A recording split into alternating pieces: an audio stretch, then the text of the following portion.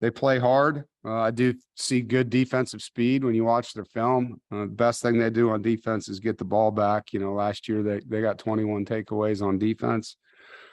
Crowd noise would be great to be involved in an atmosphere like that. We know that their fans will be loud, and for us, it's something we need. We need to go play on the road and play in front of fan base like that. Obviously, we're going to come home after this game for 3 weeks and then have to go play at Clemson, and that'll be our next time to really have that. So I'm excited we have that challenge in our opener as well. And it's a stadium that NC State has not played well in, as a program. We're 1-4 in Greenville. And so, my last time there, we had 13 penalties and lost in a 1-possession game. So I know this is a tough place. Trust me, our team knows that as well. It's been a lot of conversation about who we're playing and where we're playing. Well, one, you talk about it, you recognize it. And two, we're not the same team we were in 2016 either. That was a young football team, really young. All those guys that ended up being NFL players were sophomore starters in that game. We made a lot of immature mistakes. And so I've talked about all of that, with them.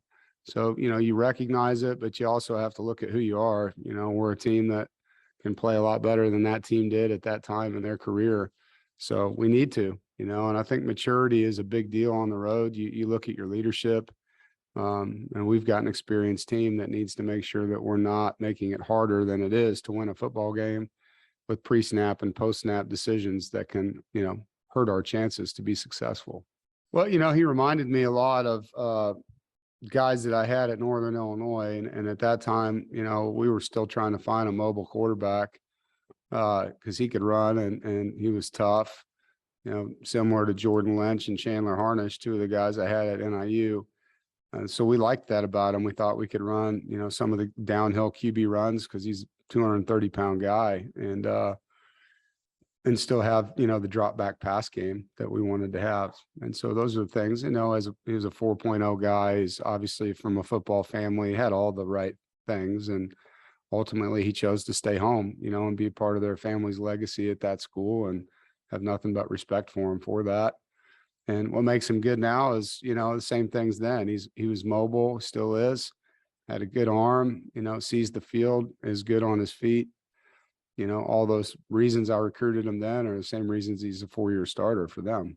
The crowd noise is a factor when you're on the road. And so when we get to play at some place where that's an element, it tests you, it tests your focus with your 11 guys on offense. And,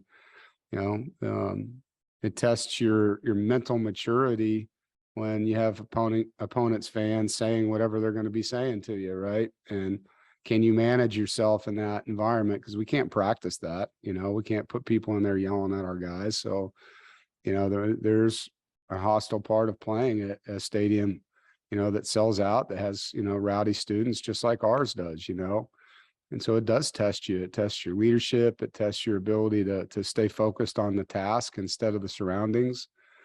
And they're a good football team. I think it's the best team Coach Houston's had. He's got a lot of good players back. His staff, has been together a while, and they're his kids he's recruited. So, we're not just playing against some team. I mean, it's a good football team. They were a bowl eligible team last year, and they're better than they were last year because of who they brought back. Well, definitely what's left to be done. I know what my goals are here, win a championship, and so, that's what it's been about since day one.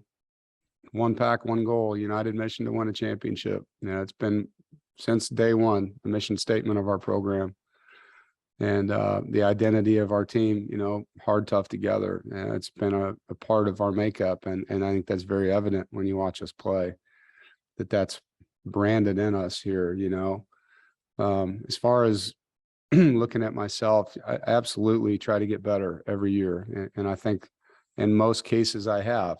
I would say our down year that we had a few years back, I own that as much as anybody in this building. I didn't do a good enough job having a young team ready to play and then dealing with all the injuries. So I learned from that. And I think it's the biggest thing I can tell you is in my 12 years now as a head coach, I look at failure as an opportunity to grow, and you can't get better without struggle. You can't, and nobody likes to hear that, but that's the God's honest truth in life. If you really want to get better, you have to put yourself in very difficult situations to grow. You don't grow much when it's easy. And I've grown a lot, to be able to tell you exactly how. Probably can't do that, but when I'm done coaching, maybe I'll be able to do that a lot better when I've had that kind of time to reflect.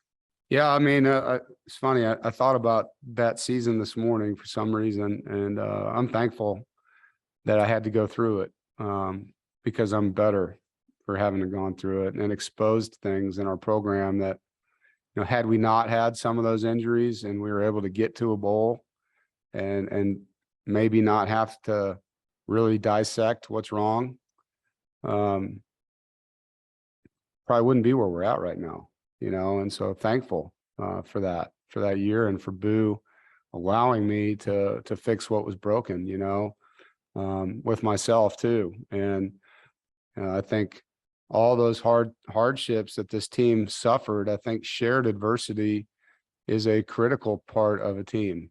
It's how you come together. It's, going through creating scars. We all have the same scar from 2019. It's a big, ugly one, man. And we remember it, for those of us who are here, and we don't want another one like it. And so, yeah, having that shared adversity with those young men that were a part of that failure has allowed us to really prevent it from coming back.